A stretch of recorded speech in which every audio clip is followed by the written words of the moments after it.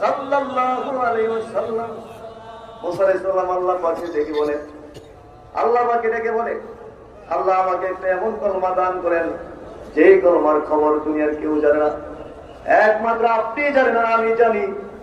আমার আল্লাহ বলেন, মুসা তুমি বলো লা ইলাহা ইল্লাল্লাহ। মুসা আলাইহিস সালাম বলে, আল্লাহ আমি তো এমন একটা কলমা চাইছিলাম যেই কলমার খবর কেউ জানে না, একমাত্র আপনি জানেন আমি জানি। এখন যে কলমার কথা বলছেন এই কলমার কথা তো সবাই জানে, সমস্ত নবীদেরকেই তো আপনি এই কলমা দিয়েছিলেন।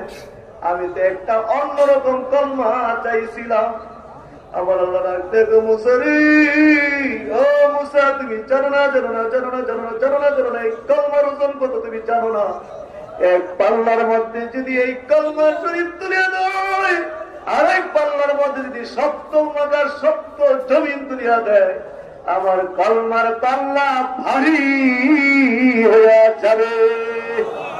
আমার কলমার পাল্লা ভারী হয়ে যাবে। এই কলমা সহজ কলমা না রে।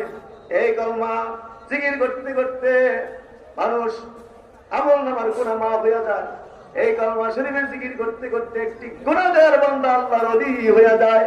গুনাহ মাফের খেয়ালে, ওলিউল্লাহর খেয়ালে। আসুন আরো কয়েকটা বার বলতেই, লা ইলাহা ইল্লাল্লাহ।